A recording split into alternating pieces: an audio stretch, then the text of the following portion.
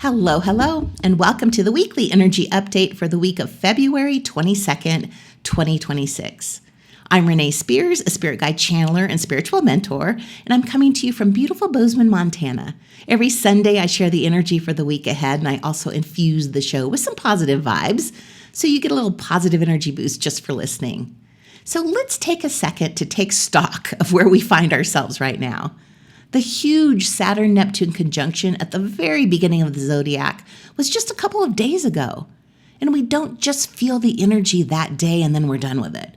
These are slow-moving planets, and we're going to be in this energy for a while. In addition to that, we're right smack in the middle of the eclipse portal. The total solar ring of fire eclipse was last week. And next week on March 3rd, or 3/3 at 3:33 a.m. Pacific time, is a total lunar blood moon eclipse. And we know that eclipse season is all about karma, destiny, and fate. And if that wasn't enough, Mercury goes retrograde this week. So the combination of all these things is very intense energy, and we're all feeling it. And if you're an empath or a sensitive person, this could be a really overwhelming time for you. We do get some help balancing this intense energy today on 2/22. 2/22 is actually a really powerful day in numerology because of all that 2 energy. The number 2 is about partnership, intuition, balance, and trust. And then you have 22, which is a master number. It's the master builder. And it's about taking a big vision and turning it into something real, which is perfect for where we find ourselves right now. Also happening today, Venus in Pisces is making a beautiful trine to Jupiter. This is one of the most positive, abundant aspects in astrology. Venus rules love, relationships, self-worth, and money. And in Pisces, she's especially happy. Jupiter expands whatever it touches, and a trine means ease and flow. So this energy is bringing love, generosity, good luck, and both financial and emotional abundance. This is exactly the type of lovely day we could use right now. Now, last week, because there were so many other things happening, we didn't get a chance to talk about Pisces season, which started on the 18th. And after an Aquarius season that shook us up, Pisces season comes along and the energy softens a little bit. Things slow down and we go inward. This month, we're transitioning from thinking and being in our heads to feeling and being in our bodies. And this is a wonderful shift. With so much going on right now, our minds could be spinning, trying to make sense of what the hell is happening. So Pisces is the final sign of the zodiac, and it's always about wrapping things up before we start the next astrological year. And this year, that's even more important since we're starting a whole new era. This month is for rest, reflection, healing, and emotional processing. So there's a lot of Pisces energy helping us to go slower and rest and reflect because we have a stellium in Pisces. The Sun, Mercury, Venus, Mars, and the North Node are all there right now.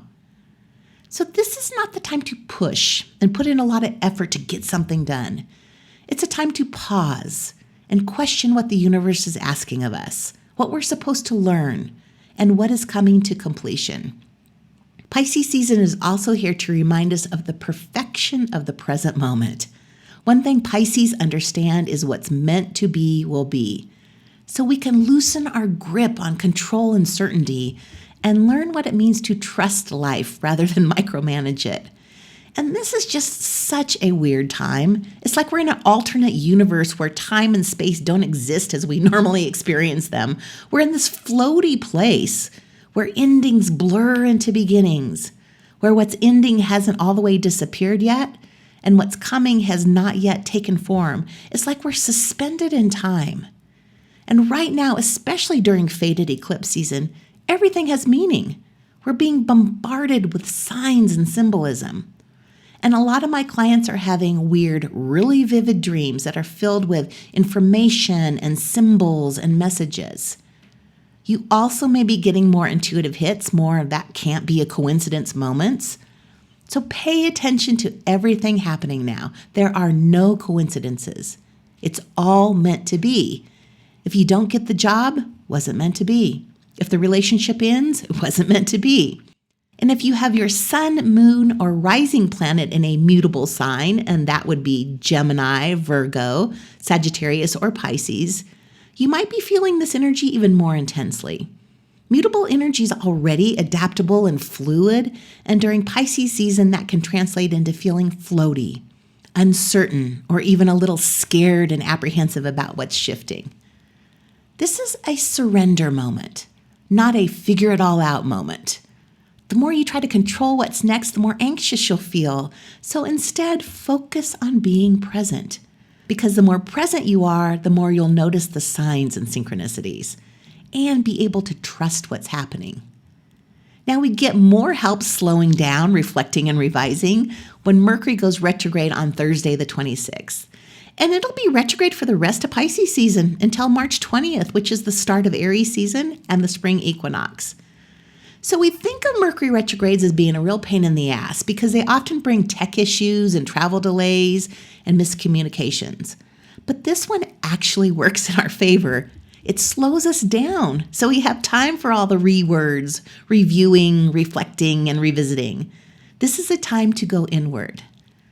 So Mercury retrograde is already notorious for dredging up the past, but with this Mercury retrograde being in Pisces, that's even more the case.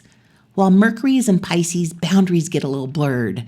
So nostalgic moments or people we swore we were done with show back up, especially our exes.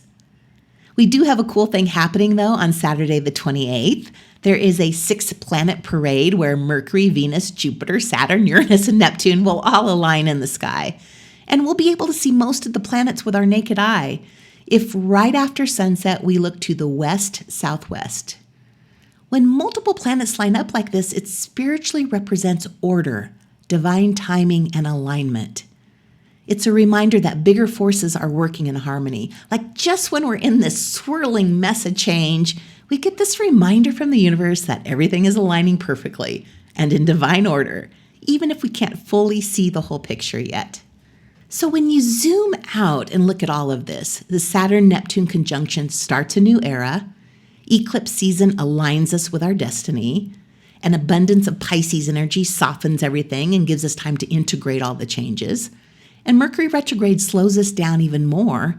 It's so incredibly magical how everything is working together to support us. So our job is to trust. We gotta trust the process. Trust what's happening instead of forcing things. Go slower than you think you should. Rest more. Notice the signs and synchronicities, and let things fall away if they need to. Let new insights come when they're ready. Even if it feels messy or uncertain, there's a divine order underneath all of it. You're not behind. You're not missing anything. You're right where you're meant to be. So one of the new things I'm starting is a 10-month private one-on-one spiritual business mentorship. Like being an entrepreneur is a spiritual journey. Like your business will stretch you. It asks you to trust and surrender and look at your money patterns and your worthiness and all the things.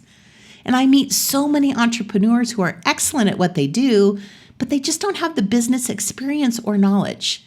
So to be successful, you got to have both. You need to know how to grow, run, and sustain your business so you actually make money. I have been an entrepreneur now for over 30 years. I've built businesses from the ground up. I've grown a company from my family room into a multi-million-dollar operation. Yeah, I've definitely made my share of mistakes, but along the way, I've learned how to blend business strategy with intuition in a way that works. So this is a private one-on-one mentorship, just you and me, building a business that aligns with who you are that actually makes money. So if a long-term mentorship isn't what you need right now, I still offer single mentoring sessions and hour packages. There are several ways to work together, and I'd love to share all of my business knowledge with you. So you can learn more at the link in the show notes and on my website, Abundology.com. So as always, thank you for listening and passing the podcast on to your friends. My son Tice is here this weekend, and we're going to go out to brunch this morning and then for a hike. So we're still in the thick of it this week, so hang in there and look for the signs and the magic, letting us know that we're exactly where we're meant to be. So have a great week, and I'll be back next week to talk about the blood moon eclipse.